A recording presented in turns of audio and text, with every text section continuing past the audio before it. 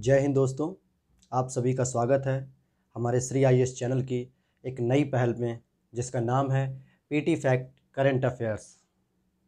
दोस्तों, PT fact current affairs के माध्यम से पिछली 5-6 वीडियो पे आप लोगों का जो रेस्पॉन्स आ रहा है वो सकारात्मक है हमारे लिए और लगातार हमें ऊर्जावान बनाता रहता है कि हम आपके लिए इसी तरीके की रोज़ एक नई नई अपडेट्स लेकर आते रहें। आशा करता हूँ कि ये आप लेक्चर आपको सहायक सिद्ध होगा। और दोस्तों, हम लोग किसी भी टॉपिक्स पे, चाहे फिर वो बायोडाइवर्सिटी डे हो या फिर उमंग एप्लीकेशन हो या हेलीकॉप्टर मनी हो या विश्व पर्यावरण दिवस हो, इनसे संबंधित फैक्ट को ज़्यादा ध्यान नहीं रखना है, क्योंकि मेरा मानना है कि फैक्ट के बारे में तो बहुत सारी वेबसाइट्स पे, यूट्यूब चैनल पे आपको पता चल जाता होगा। लेकिन हमारा जो फोकस रहेगा इस चैनल के माध्यम से आपके कॉन्सेप्ट की समझ को विकसित करना है। और फैक्ट हम भी बताएंगे, जो ज़रूरी फैक्ट होंगे हम उसको परीक्षा के ध्यान में रखते हुए उसका प्रयोग करेंगे, और कॉन्सेप्ट से उनका क्या रिलेशन है उनको ध्यान में रखते हुए हम आगे तैयारी करेंगे। और यह भी जानने का प्रयास करेंगे कि संभावित भविष्य में आने वाले प्रश्नों की प्रकृति को ध्यान में रखते हुए किस जगह से प्रश्न बनाए जा सकते हैं। फिर वो अगर फैक्ट से संबंधित होंगे तो हम उन फैक्टों पर चर्चा करेंगे, तथ्यों पर चर्चा करेंगे। अगर वो कॉन्सेप्ट से संबंधित हैं तो हम उस पर भी चर्चा करेंगे। और आज का टॉपिक है हमारा विश्व पर्यावरण दिवस, जो 5 जून को मनाया जाता है और ये प्रत्येक वर्ष मनाया जाता है। तो आज के टॉपिक पे हम चर्चा करने से पहले मैं आपको बता देना चाहता हूँ कि इस चैनल के माध्यम से पीटी फैक्ट करंट अफेयर्स की जो सीरीज चल रही है उसमें पूरा का पूरा ध्यान आपके कॉन्सेप्ट पे रखा जाएगा। क्योंकि अगर आप कॉन्सेप्ट्स को बहुत अच्छे से समझ लेते हैं, तथ्यों में थोड़ा बहुत समावेशन कर लेते हैं, फैक्ट को थोड़ा बहुत इंक्लूड कर लेते हैं, तो आपने अगर एक बार बहुत अच्छे से फैक्ट को समझ लिया तो फिर आगे आपको कहीं भी भटकने की आवश्यकता नहीं पड़ेगी। आप रेफरेंस बुक भी पढ़ेंगे तो उसमें इतना समराइज तरीके से नहीं दिया होता है, या यूँ कहें कि बिखराव रहता है उसमें, जिसको आपको समेटने में प्रॉब्लम होती है कि अगर हम एक टॉपिक को पढ़ना चाहें तो उसकी शुरुआत कहाँ से हुई, उसकी प्रकृति कैसी थी, उसका उद्देश्य क्या है। ये सारी चीज़ें मिलती ज़रूर हैं, लेकिन परीक्षा को ध्यान में रखते हुए जो है कि कुछ चीज़ें तो मिल जाती हैं और कुछ चीज़ें हमारे लिए असरकारी नहीं होती हैं। लेकिन इस चैनल के माध्यम से लगातार यह प्रयास किया जाएगा कि आपको बेहतर से बेहतर कंटेंट दिया जाए। अगर हम आज के टॉपिक विश्व पर्यावरण दिवस की अटैचमेंट की बात करें कि यह यूपीएससी के किस पेपर से जुड़ेगा, तो पहला तो दोस्तों जीएस पेपर 3 जो आता है उसमें जनरल स्टडीज का तीसरा पेपर, जिसमें एनवायरनमेंट के बारे में दिया होता है, उससे संबंधित है। वहीं ये वैश्विक स्तर पर मनाया जाने वाला एक त्यौहार के रूप में होता है, एक दिवस है जो वैश्विक स्तर पर मनाया जाता है। और आपको पता है, जब भी हम वैश्विक स्तर पर सहयोग की बात करते हैं तो जीएस पेपर 2 का सेगमेंट इंटरनेशनल रिलेशन वो भी इसमें सम्मिलित हो जाता है। और इसी के साथ साथ जीएस पेपर 4 की अगर हम बात करें, जिसमें एथिक्स का पेपर होता है, नैतिकता की बात होती है, तो पर्यावरण का संरक्षण करना और प्रकृति के साथ साथ मानवीय विकास को आगे ले चलना, ये एक नैतिकता का विषय भी होता है कि आप अपनी लाभ को देखते हुए या अपने आवश्यकताओं की पूर्ति करते हुए प्रकृति का कितना समुचित रूप से दोहन करते हैं और कितना उसका संरक्षण करते हैं। यह आपकी एक नैतिकता का विषय भी होता है। तो आज का topic GS paper 2 international relation से संबंधित है, जीएस पेपर 3 एनवायरनमेंट से रिलेटेड है, जीएस पेपर 4 एथिक्स से रिलेटेड है। तो आइए आज के टॉपिक की हम शुरुआत करते हैं, विश्व पर्यावरण दिवस 2020। चलिए हम चर्चा करते हैं आज के टॉपिक पे। प्रत्येक वर्ष 5 जून को विश्व पर्यावरण दिवस वर्ल्ड एनवायरनमेंट डे का आयोजन संयुक्त राष्ट्र पर्यावरण कार्यक्रम यूएनएप द्वारा किया जाता है। यूएनएप की फुल फॉर्म हो जाती है यूनाइटेड नेशन एनवायरनमेंट प्रोग्राम, अर्थात संयुक्त राष्ट्र पर्यावरण कार्यक्रम। तो हमने देखा कि प्रत्येक वर्ष 5 जून को विश्व पर्यावरण दिवस वर्ल्ड एनवायरनमेंट डे का आयोजन किया जाता है संयुक्त राष्ट्र पर्यावरण कार्यक्रम द्वारा। अब आपसे परीक्षा की प्रकृति में यह पूछा जा सकता है कि विश्व पर्यावरण दिवस का आयोजन किस संस्था के द्वारा किया जाता है। आपको 2-3 ऑप्शन दे दिए जाएंगे। संयुक्त राष्ट्र पर्यावरण कार्यक्रम, दूसरा दे देगा संयुक्त राष्ट्र विकास कार्यक्रम, जिसको हम यूएनडीपी कहते हैं, यूनाइटेड नेशनल डेवलपमेंट प्रोग्राम, और आपसे कह देगा कि आप इसमें चयन करिए कौन सी संस्था इसका आयोजन करता है। तो आपका उत्तर हो जाएगा UNEP, United Nation Environment Programme. हम वर्तमान परिस्थिति की अगर हम बात करें 2020 की, पूरी दुनिया, पूरा विश्व एक महामारी से जूझ रहा है जिसका नाम है कोरोना महामारी, कोविड-19। इसकी वजह से पूरे विश्व की गतिविधियां लगभग ठहर सी गई हैं, जनजीवन लगभग ठहर सा गया है, बहुत सारी समस्याएं भी देखने को मिल रही हैं। परंतु विश्व में एक ये मानवीय चेतना, प्राकृतिक चेतना का एक उदाहरण है कि तमाम महामारियों की वजह से या तमाम परेशानियों के बावजूद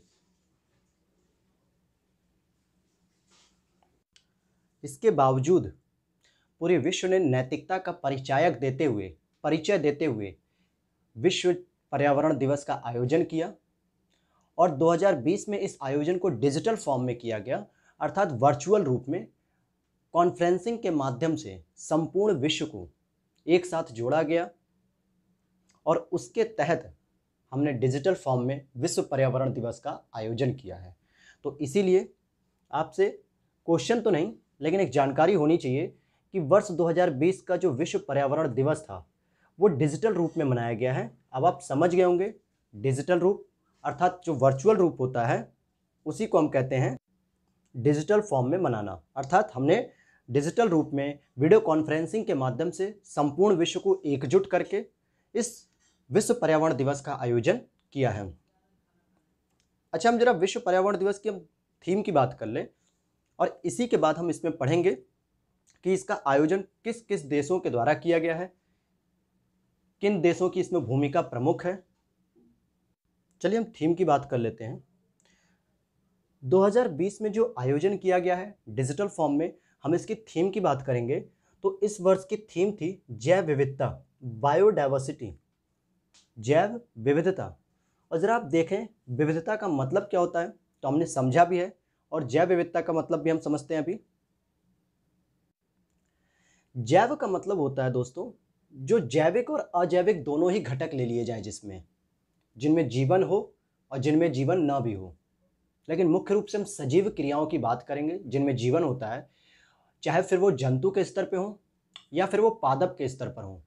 और उनमें जो विभिन्न प्रकार की प्रजातियां, जातियां, स्पीसीज, विभिन्नताएं पाई जाती हैं, हम उन्हीं को जैव विविधता कहते हैं। जैव विविधता के बारे में विस्तार से हमने पीटी फैक्ट करंट अफेयर्स की जो पहली वीडियो थी जैव विविधता दिवस, उसमें बहुत विस्तार से चर्चा की है। और जो दोस्त अभी नए जुड़े हों प्लीज़ जो है कि वो वीडियो पर जाएं और वहाँ से जो है कि जैव विविधता के बारे में डिटेल से समझें। और एक बात और दोस्तों, अगर अभी चैनल पे आप नए आए हैं तो प्लीज़ चैनल को सब्सक्राइब कर लीजिएगा। नीचे रेड कलर का बटन होगा, उसको क्लिक कर दीजिएगा और बेल आइकन को ऑन कर दीजिएगा, जिससे नोटिफिकेशन आपको सबसे पहले मिले। आइए अब हम टॉपिक पे आते हैं। तो हमने देखा कि जैव विविधता यह इसकी थीम है। तो जरा हम देखते हैं जैव विविधता थीम क्या उद्देश्य देती है।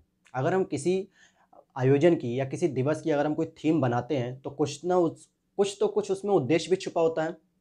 तो आइए हम देखते हैं। यह थीम जैव विविधता के संरक्षण के साथ साथ पर्यावरण संरक्षण के प्रति जागरूकता फैलाने का आह्वान करती है। अब आपके दिमाग में आएगा कि सर जैव विविधता का संरक्षण और पर्यावरण का संरक्षण क्या दोनों अलग अलग हैं?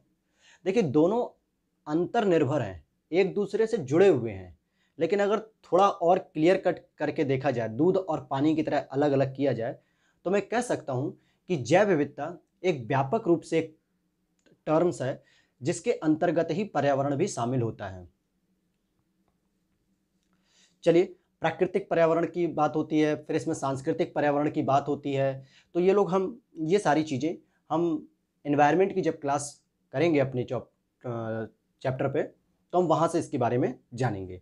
तो हमने देखा कि पर्यावरण के संरक्षण की बात कर रहा है, जिसमें प्राकृतिक पर्यावरण हो गया, वनस्पतियाँ हो गई, जीव जंतु हो गए। इन सब के संरक्षण के साथ साथ जो हमारी विविधताएं हैं उनका भी हमें संरक्षण करना चाहिए।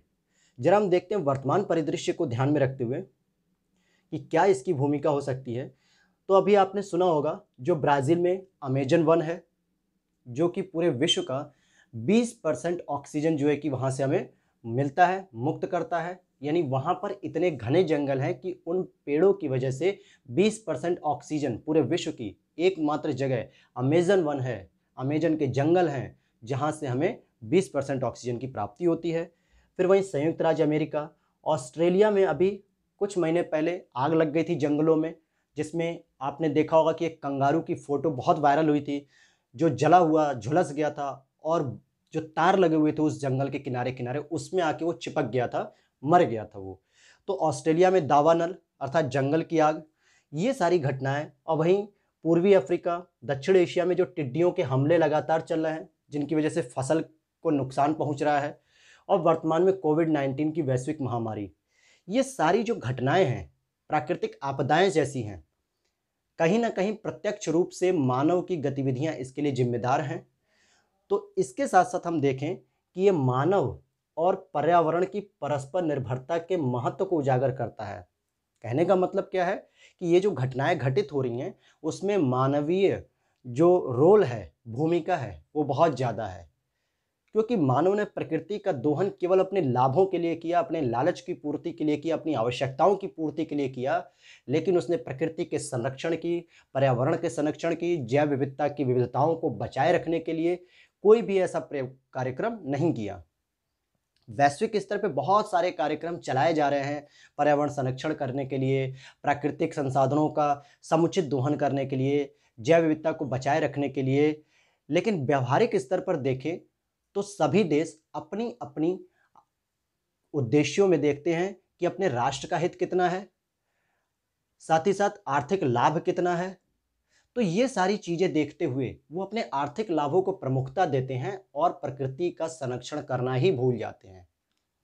तो ऐसी परिस्थितियों में अगर हम देखें कि टिड्डियों के हमले हो गए या फिर जंगल की आग या वर्तमान में कोविड-19 की महामारी, ये सब हमें एक संकेत देती है कि आने वाले भविष्य में मानव और पर्यावरण की परस्पर निर्भरता होनी चाहिए। मानव जो भी गतिविधि करे, उसमें पर्यावरण के संरक्षण को सदैव ध्यान में रखा जाए। ठीक है दोस्तों, आगे चलते हैं हम प्रमुख बिंदु की बात करेंगे जो विश्व पर्यावरण दिवस से संबंधित होगा। हम बात करते हैं कि सबसे पहले इसका कब आयोजन किया गया था विश्व पर्यावरण दिवस के बारे में। तो हम देखते हैं कि प्रारंभिक रूप से 1972 में स्टॉकहोम सम्मेलन में संयुक्त राष्ट्र महासभा ने विश्व पर्यावरण दिवस की नींव रखी थी। जो स्टॉकहोम सम्मेलन हुआ था 1972 का, उसमें संयुक्त राष्ट्र महासभा ने विश्व पर्यावरण दिवस की नींव रखी थी कि अब हम पर्यावरण के स्तर पर भी हम ध्यान रखेंगे, पर्यावरण का संरक्षण करेंगे। इससे संबंधित कुछ प्रोग्राम्स आयोजित किए गए थे और वहीं से 1974 से प्रत्येक वर्ष 5 जून को इसका आयोजन किया जाता है। अगर आपसे पूछे कि पर्यावरण दिवस की जो पृष्ठभूमि थी वो किस सम्मेलन में थी, तो हम कहेंगे 1972 के स्टॉकहोम सम्मेलन में। लेकिन पहली बार इसका आयोजन कब हुआ, तो 1974 को होने लगा और उसी समय से ये वर्तमान तक होता चला आ रहा है। तो जरा हम पहले पर्यावरण दिवस की थीम भी जान लें कि 1974 में जो इसकी थीम थी वो ओनली वन अर्थ, यानी उसी समय कह दिया गया था, आज से लगभग जो है कि 40 साल पहले की बात है, उसी समय कहा गया था कि ओनली वन अर्थ, आपके पास केवल एक ही पृथ्वी है जिस पर जीवन है, जिस पर आप अपनी उपभोग करने की वस्तुओं को पैदा कर सकते हैं, अपना जीवन चला सकते हैं। तो कृपया एक ही पृथ्वी है, उसका संरक्षण भी करते रहिए। केवल अपनी लालच को ही मत देखिएगा, पर्यावरण और प्रकृति का संरक्षण भी करते रहिएगा। सोचिए 40 वर्ष पहले ही जो है कि इसका संकेत दिया जा चुका था, लेकिन आज भी हमारी पृथ्वी, हमारा समाज, हमारा मानव समुदाय पर्यावरण जैसी समस्याओं से वर्तमान में भी जूझ रहा है। जैसे-जैसे उदारीकरण, भूमंडलीकरण जैसी प्रक्रियाएं आगे बढ़ रही हैं, ये अवधारणाएं आगे बढ़ रही हैं, लोगों के आर्थिक जीवन में तो सुख समृद्धि आ रही है, लेकिन लोगों के स्वास्थ्य कारणों को ध्यान में रखते हुए स्वच्छ हवा का अभाव हो गया है, स्वच्छ पानी का अभाव हो गया है, इन सब का संकट लगातार बढ़ता जा रहा है। कई विशेषज्ञ तो यह भी कहते हैं कि आने वाले दिनों में अगर तीसरा वर्ल्ड वार हुआ तो उसका प्रमुख कारण हो जाएगा शुद्ध पानी प्राप्त करना, अर्थात पानी की समस्या लेके वर्ल्ड वार किया जा सकता है। बहुत सारी आप अरेबियन कंट्रीज़ में देख लीजिए, जो अरबियन कंट्रीज़ हैं, गल्फ़ कंट्रीज़ हैं, खाड़ी के देश, वहाँ पे रेतीले मैदान हैं, पानी की वहाँ सबसे अधिक समस्या है। अफ्रीकी देशों में पानी की समस्या है, सहारा मरुस्थल के अगल-बगल के एरिया में पानी की समस्या है। खुद भारत में राजस्थान वाले जैसे एरिया हैं, जो बाड़मेर हो गया, जैसलमेर हो गया, जो पाकिस्तान की सीमा से सटे हुए हैं, वहाँ भी पानी का संकट है। तो आप देख सकते हैं कि प्रकृति में 1974 में कहा गया था ओनली वन अर्थ, और इसका सही तरीके से, समुचित तरीके से दोहन कीजिए, न कि अनुचित तरीके से। लेकिन अनुचित तरीके से दोहन करने का परिणाम ही आज हम वर्तमान में, चाहे फिर वो जंगल में आग लग जाए, या महामारी हो, या जल संकट हो, सूखा हो, अकाल हो, ये सारी समस्याएं हम देखने को मिलती है हमें। तो हमें ये कहीं ना कहीं एक मैसेज मिलता है कि आपको प्रकृति का संरक्षण भी करना है और अपनी आवश्यकताओं की पूर्ति भी करनी है और अपने देश की आर्थिक समृद्धि को भी आगे बढ़ाना है। चलिए आइए हम आगे देखते हैं। हम इस बिंदु से जो हमें मेंस के या मुख्य परीक्षा के जो विषय निकल सकते थे वो हमने चर्चा की। एक और बात जानिए कि हर बार अलग अलग देश विश्व पर्यावरण दिवस की मेजबानी करते हैं। तो जब हम देखें वर्तमान में 2020 में किसने मेजबानी की है, तो हम देखते हैं कि 2020 में इसकी मेजबानी कोलंबिया एवं जर्मनी संयुक्त रूप से कर रहे हैं। ध्यान देना दोनों देशों को, कोलंबिया एवं जर्मनी दोनों ही देश जो है कि संयुक्त रूप से इसकी मेजबानी कर रहे हैं। अगर हम बात करें 2018 में, तो भारत ने भी इसकी मेजबानी की थी और उस वर्ष की जो थीम थी बीट प्लास्टिक पॉल्यूशन। 2018-19 के दौरान जितने भी एग्जाम्स हुए थे उसमें बहुत अधिक बार जो है कि, या यूँ कहें कि 90% एग्जाम्स में उस वर्ष की थीम पूछी गई थी, बीट प्लास्टिक पॉल्यूशन। आप लोगों को रट गई होगी इस तरीके की थीम।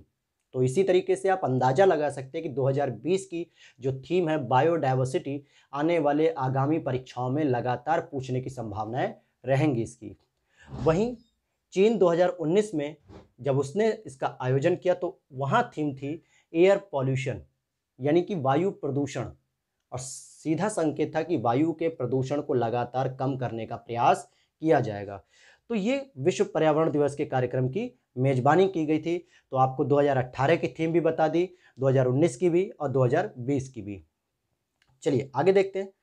हम देखते हैं दोस्तों, विश्व पर्यावरण दिवस 2020 में वैश्विक स्तर पर भारत के दृष्टिकोण से जो प्रमुख पहल का आयोजन किया गया था या कुछ समझौते किए गए हैं, जरा हम उन पे चर्चा करें कि वो कितने महत्वपूर्ण हैं विश्व पर्यावरण दिवस 2020 को दृष्टिकोण देखते हुए, ध्यान में रखते हुए।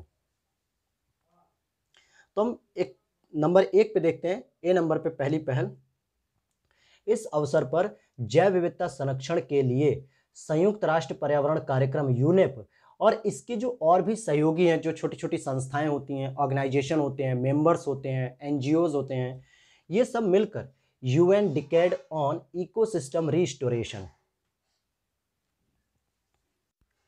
नामक पहल की शुरुआत करेंगे। कहने का मतलब है कि जो यूनेप है और उसके जो सहयोगी हैं वो UN decade on ecosystem restoration नामक एक पहल की शुरुआत करेंगे। अब जरा हम देखते हैं इस पहल के अंतर्गत किया जाएगा, इसका क्या उद्देश्य होगा। तो आप देखेंगे पहला उद्देश्य होगा मानव और प्रकृति के बीच के संबंधों को पुनर्स्थापित करने वाली एक वैश्विक पहल है। अब एक शब्द देखिए, पुनर्स्थापित, इसका मतलब यह समझ में आता है कि पहले के समाज में जब आदिम समाज था, साम्यवादी समाज था, या ग्रामीण परिवेश की भूमिका ज़्यादा हुआ करती थी, या हम दूसरी भाषा में कहें औद्योगिक क्रांति से पहले का जो समय था, उस समय मानव और प्रकृति के बीच में बहुत सीधा साधा संबंध देखा जाता था। मानव अपनी गतिविधियां करता था, आर्थिक गतिविधियां भी करता था, अपने लिए भोजन पैदा करता था, अपना विकास करता था, परंतु प्रकृति से छेड़छाड़ बहुत ही कम करता था, या दूसरी भाषा में कहें नगण्य रूप से करता था। आज भी आप देख सकते हैं हमारे भारतीय परंपरा में नदियों की पूजा की जाती है, प्रकृति के हिस्से हैं नदी, उनका संरक्षण किया जाता है, गंगा एक्शन प्लान चलाया जा रहा है, यमुना को शुद्ध किया जा रहा है, बहुत सारी नदियां हैं, पीपल के वृक्ष की पूजा होती है, नीम के वृक्ष की पूजा होती है, बरगद के वृक्ष की पूजा होती है। तो ये सारे संकेत हैं जो हमें ये बताते हैं कि भारतीय परंपरा में किस तरह मानव और प्रकृति के बीच बहुत अच्छा संबंध था। और ये केवल भारत में ही नहीं, संपूर्ण विश्व में जो है कि इस तरीके के संबंधों को देखा जा सकता था। परंतु औद्योगिक क्रांति के बाद जब आर्थिक लाभों पर ज़्यादा बल दिया जाने लगा और साथ ही साथ उदारीकरण की जो अवधारणा बहुत तेजी से बढ़ती चली गई और भूमंडलीकरण की अवधारणा भी लोग सभी देशों पे हावी होती गई, तो फिर प्रकृति का दोहन शुरू हो गया और प्रकृति का पतन शुरू होने लगा। और फिर प्रकृति ने भी अपने पतन के साथ साथ तमाम प्रकार की आपदाएं भी सामने रखी। फिर चाहे वो केरल की बाढ़ हो, चाहे 2012 के जून में उत्तराखंड की प्रलय हो, या फिर ऑस्ट्रेलिया यूएसए में जंगल में आग हो, या वर्तमान कोविड महामारी। इस तरीके की समस्याएं लगातार फिर प्रकृति के द्वारा भी दिखाई जाने लगी कि अगर आप प्रकृति का संरक्षण नहीं करते हैं तो प्रकृति भी आपका संरक्षण नहीं करेगी। तो इस पहल का बहुत महत्वपूर्ण योगदान है वर्तमान में, और इस पहल को आप मेंस के आंसर राइटिंग में, मुख्य परीक्षा के उत्तर लेखन में लिख सकते हैं कि UN decade on ecosystem restoration नामक पहल की शुरुआत की गई है, जिसमें मानव और प्रकृति के बीच संबंधों को पुनर्स्थापित किया जा रहा है। मुझे उम्मीद होगी कि अब समझ रहे होंगे आप। दूसरा इसमें है, इसकी जो अवधि होगी इस पहल की वो 2021 से 2030 तक रहेगी। इस 10 वर्ष में विभिन्न प्रकार से कार्यक्रम चलाए जाएंगे सभी देशों में, क्षेत्रों में, कि मानव और प्रकृति के बीच एक संबंध स्थापित किया जाए, जिसका एक सीधा या सबसे छोटा रूप देखा जाए तो मेरा अपना मानना है कि प्रत्येक व्यक्ति को अपने लिए कोई दिन निर्धारित कर ले प्रत्येक वर्ष में। अगर उसने 3 दिन निर्धारित कर लिए कि हाँ मुझे इस 3 दिन पर हम हर साल वृक्ष लगाना है, तो यकीन मानिए कि बहुत अधिक मात्रा में पूरे विश्व में जो है कि पेड़ों का संरक्षण किया जा सकेगा। चाहे फिर वो अपने जन्मदिन पर लगाए या मैरिज एनिवर्सरी पर लगाए, या कोई भी ऐसा एक विशेष दिन हो सकता है जिसको वो चयन कर सकता है कि मैं इस दिन हर साल जो है कि एक वृक्ष लगाऊंगा। और आप यकीन मानिए जब आप किसी वस्तु का उत्पादन करते हैं या कोई वृक्ष लगाते हैं तो आपको उससे स्नेह बहुत हो जाता है, प्रेम हो जाता है, और आप उसके संरक्षण की ओर लगातार ध्यान देते हैं, उसको पानी देते हैं, खाद देते हैं, उसकी सुरक्षा करते हैं, और वही पेड़ कल को एक बहुत विशाल रूप में अपना रूप ले लेता है और फिर संरक्षण भी इस माध्यम से आप कर सकते हैं। अगर ऐसा काम सोचिए प्रत्येक व्यक्ति करे तो वर्तमान में भारत की जनसंख्या लगभग 130 करोड़ है, तो हम प्रत्येक वर्ष 130 करोड़ वृक्षों को लगा सकते हैं। मैं मानता हूं कि 60%, 40%, 50% वृक्ष नहीं बच पाते हैं, लेकिन अगर 40% वृक्ष बच भी गए, 60% खराब भी हो गए, तो भी मैं मान के चल सकता हूं कि प्रत्येक वर्ष 40 करोड़ से 50 करोड़ पेड़ जो है हमारे विश्व में या हमारी भारत की प्रकृति में शामिल हो जाएंगे, जो वायु प्रदूषण जैसी समस्याओं को कम करेंगे, ध्वनि प्रदूषण जैसी समस्याओं को कम करेंगे, स्वास्थ्य की चिंताएं कम करेंगे, स्वास्थ्य सही रखेगा, ये सारी समस्याएं जो है कि दूर हो सकेंगी। तो यही रिस्टोरेशन पहल के माध्यम से किया जाएगा कि मानव और प्रकृति के बीच संबंध स्थापित किया जाएगा। आइए अगला हम देखते हैं। आज का लेक्चर थोड़ा बड़ा हो सकता है, लेकिन मैं वादा करता हूं कि आपका विश्व पर्यावरण दिवस पूरी तरीके से अच्छे से डिफाइन करके आपको समझाऊंगा कि यूएन के द्वारा जो जो प्रोग्राम्स लाए गए हैं, यूनेप के द्वारा, हम उस पर विस्तार से चर्चा करेंगे। केंद्रीय विद्युत मंत्री, भारत के केंद्रीय विद्युत मंत्री, आपका ये एक तरीके से होमवर्क होगा, या अभी आप जो है कि लेक्चर के बाद कमेंट बॉक्स में केंद्रीय विद्युत मंत्री का नाम जरूर सेंड कीजिएगा। 5 जून 2020 को विश्व पर्यावरण दिवस के अवसर पे आई कॉमेट पहल की शुरुआत की है। हम देखते हैं आई कॉमेट पहल क्या कहती है। इस पहल के माध्यम से भविष्य में सतत रूप से एक मजबूत एवं लचीली ऊर्जा प्रणाली बनाने एवं नवीकरणीय ऊर्जा की दिशा में आगे बढ़ने के लिए स्पष्ट आह्वान किया जा रहा है। अर्थात आई कॉमेट पहल मुख्य रूप से ऊर्जा प्रणाली और नवीकरणीय ऊर्जा प्रणाली की दिशा में आगे बढ़ने का संकेत है, क्योंकि परंपरागत रूप से हम अपने जो कोयला हो गए या खनिज ईंधन हो गए, इन पर मुख्य रूप से हम निर्भर होते हैं, जीवाश्म ईंधनों पर निर्भर होते हैं, लेकिन वहां से निकलते हुए प्रकृति का संरक्षण करते हुए हम नवीकरणीय ऊर्जा की ओर आगे बढ़ने का प्रयास कर रहे हैं। फिर चाहे वो सूर्य की ऊष्मा हो, सूर्य की एनर्जी हो, सोलर एनर्जी, या फिर वो समुद्र से मिल जाए ओटेक वाली, या जल से हमें मिल जाए टरबाइन को चला के, तो इस तरीके से हम ऊर्जा के रूप में आगे बढ़ेंगे।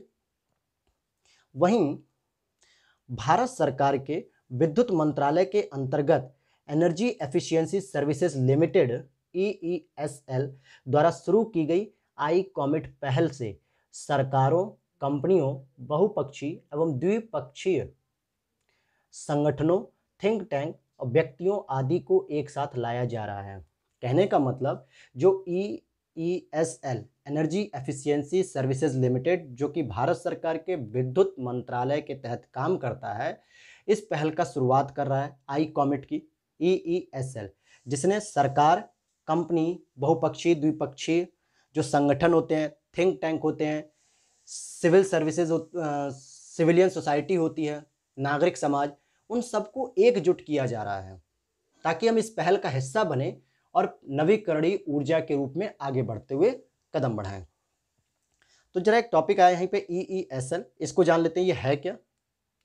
आप देखेंगे energy efficiency services limited EESL ये भारत सरकार की एक एनर्जी सर्विसेज कंपनी है, एनर्जी सर्विसेज कंपनी है जो ऊर्जा के संबंध में अपना योगदान देती है।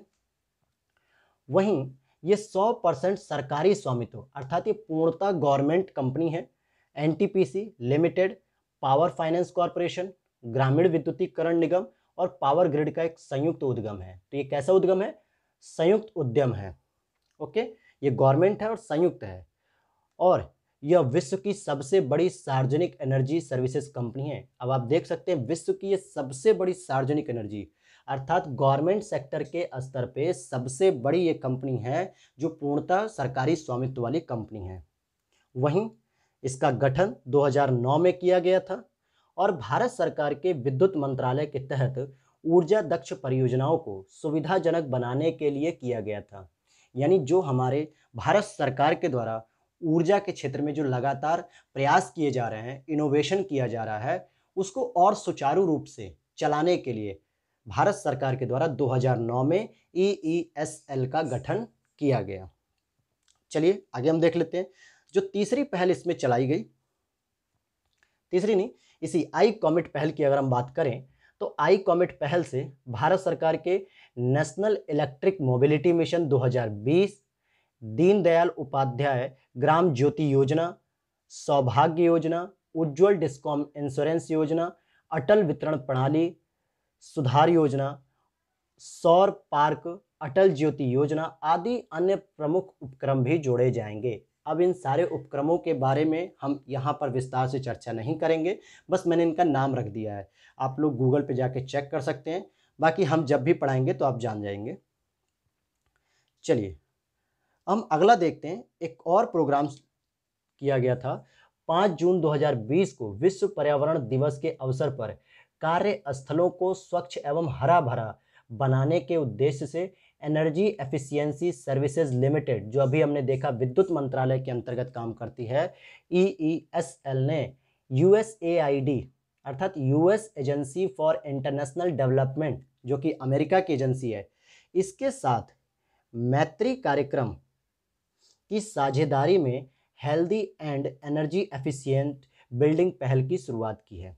अब आपको सीधा बात समझाएं कि इस पर्यावरण दिवस पर EESL energy efficient services limited ने US agency for international development के मैत्री जो प्रोग्राम है उसमें भी अपना सहयोग देना शुरू कर दिया है, योगदान देना शुरू कर दिया है। क्यों? क्योंकि जितने भी वर्किंग प्लेसेस हैं उनको स्वच्छ रखा जाए और हरा भरा रखा जाए, इसके उद्देश्य से ये दोनों मिलके काम करेंगी। तो अब आप देखिए इंटरनेशनल रिलेशन के अंतर्गत हमने भारत और यूएस के संबंधों को भी यहाँ पर जोड़ दिया है कि किस तरीके से भारत ने यूएस की जो मैत्री प्रोग्राम्स चल रहे हैं उसमें शामिल होकर एक भारत और अमेरिका के संबंधों को मजबूती भी दी है। तो आप समझ सकते हैं। और आपको यह भी बता दें कि EESL energy efficiency services limited पूर्णतः गवर्नमेंट संस्था है या पूर्णतः गवर्नमेंट निकाय है, पूरी तरीके से सरकारी निकाय है। तो बिना सरकार की परमिशन से ये अमेरिका के मैत्री प्रोग्राम में शामिल नहीं हो सकती, और अगर सरकार की परमिशन है तो इसका मतलब अमेरिका की सरकार के द्वारा भी परमिशन दी गई होगी और दोनों देशों ने इस संयुक्त कार्यक्रम का क्या किया है, एक तरीके से स्वागत किया है।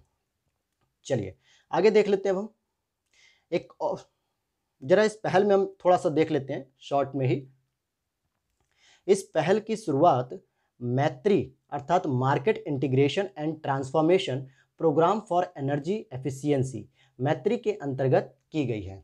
मैत्री के अंतर्गत यूएस की एजेंसी और भारत सरकार का एनर्जी एफिशिएंसी सर्विसेज लिमिटेड, इन दोनों ने मिलकर इसकी शुरुआत की है और जिसके तहत यह मैत्री भारत सरकार के विद्युत मंत्रालय और यूएसएआईडी के बीच अमेरिका भारत द्विपक्षीय साझेदारी का एक हिस्सा है। आप देख लीजिए यहाँ पे अमेरिका भारत द्विपक्षीय जो साझेदारी है आईआर के पेपर से कनेक्ट होती है या नहीं। इसीलिए मैंने शुरू में ही बता दिया था लेक्चर स्टार्ट करने से पहले कि GS paper second, GS paper third और जीएस पेपर फोर्थ से जुड़ता है ये टॉपिक।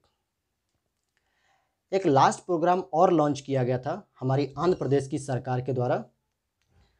5 जून 2020 को विश्व पर्यावरण दिवस के अवसर पर आंध्र प्रदेश सरकार ने जो तरल अपशिष्ट होता है, खतरनाक होते हैं, गैर खतरनाक, इन ठोस अपशिष्ट तथा वायु प्रदूषकों के प्रबंधन के लिए एक ऑनलाइन अपशिष्ट प्रबंधन प्लेटफॉर्म की शुरुआत की है। अब आपसे प्रश्न में पूछा जा सकता है कि ऑनलाइन अपशिष्ट प्रबंधन प्लेटफॉर्म किससे संबंधित है, तो हम कहेंगे ये खतरनाक और गैर खतरनाक जो अपशिष्ट होते हैं उनको अलग करने की प्रक्रिया से संबंधित है।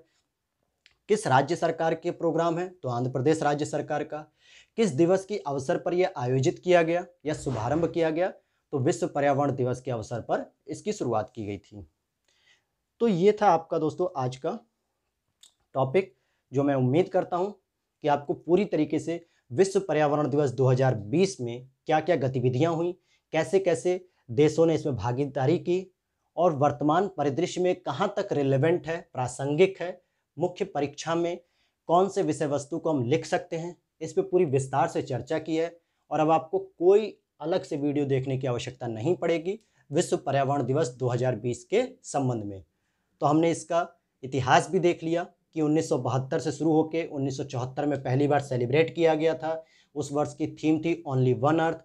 वर्तमान में 2020 में कोलंबिया और जर्मनी संयुक्त रूप से इसकी शुरुआत कर रहे हैं। और 2018 में भारत ने बीट प्लास्टिक पॉल्यूशन, चाइना ने 2019 में एयर पॉल्यूशन थीम के साथ इसका आयोजन किया। फिर इसमें 3 महत्वपूर्ण पहलों का आयोजन किया गया, जिसमें एक आई कॉमेट थी, एक energy efficiency services limited plus US agency के द्वारा शुरुआत की गई। वहीं आंध्र प्रदेश सरकार के द्वारा भी शुरुआत की गई ऑनलाइन अपशिष्ट प्रबंधन प्लेटफॉर्म की। तो इस तरीके से आपका रिवीजन भी हुआ और आपने देखा कि विश्व पर्यावरण दिवस 2020 वर्तमान कोविड-19 महामारी के दौरान डिजिटल रूप से कैसे इसका आयोजन किया गया और साथ ही साथ समग्र विश्व को आगे आने वाली चुनौतियों से निपटने के लिए और इसके साथ मानव और प्रकृति के बीच संबंध को पुनर्स्थापित करने के लिए क्या करती है, प्रोत्साहित करती है कि आप आगे इस तरीके से काम करें। चलिए इससे रिलेटेड एक संभावित प्रश्न की हम बात कर लें। क्वेश्चन को पहले पढ़िएगा। क्वेश्चन आपसे कह रहा है विश्व पर्यावरण दिवस के संदर्भ में असत्य कथन की पहचान कीजिए। अक्सर गलती यही हो जाती है, हम लोग जल्दीबाजी में ओवर कॉन्फिडेंस में देख लेते हैं कि सत्य पूछ रहा है या असत्य, और हम सत्य समझकर आंसर बना देते हैं। कहीं पूछा होता है सही नहीं है और आप सोचते हैं कि सही पूछ रहा है, तो भी गलत हो जाता है। तो आइए हम स्टेटमेंट की बात करते हैं और ध्यान दीजिएगा, हमसे रॉन्ग स्टेटमेंट पूछ रहा है कि कौन सा स्टेटमेंट रॉन्ग है। तो हम देखते हैं एक एक करके। वर्ष 2020 की थीम बायोडायवर्सिटी है, बिल्कुल सही है, हम कह सकते हैं। विश्व पर्यावरण दिवस 2019 की मेजबानी भारत ने की थी। यह प्रतिवर्ष 5 जून को मनाया जाता है, बिल्कुल सही। इसका आयोजन यूनेप के द्वारा किया जाता है, यूनाइटेड नेशन एनवायरनमेंट प्रोग्राम, संयुक्त राष्ट्र पर्यावरण कार्यक्रम के द्वारा किया जाता है, यह भी सही है। तो आपने देखा कि यह स्टेटमेंट गलत है। 2019 की मेजबानी भारत ने नहीं बल्कि चीन ने की थी और थीम क्या थी, एयर पॉल्यूशन थी। जबकि भारत ने 2018 की मेजबानी की थी जिसकी थीम थी बीट प्लास्टिक पॉल्यूशन। तो आपने देखा कि कौन सा स्टेटमेंट गलत है अर्थात असत्य है, तो हमारा स्टेटमेंट हो जाएगा सेकंड वाला। बाकी तीनों स्टेटमेंट सही दिए गए हैं। तो उम्मीद करता हूँ दोस्तों कि आपको यह वीडियो बहुत पसंद आई होगी। अब प्लीज़ यहाँ तक आ ही गए वीडियो देखते हुए तो प्लीज़ चैनल को सब्सक्राइब कर दीजिएगा और वीडियो को लाइक कीजिएगा और अधिक से अधिक लोगों के साथ शेयर कीजिएगा। जय हिंद, जय भारत।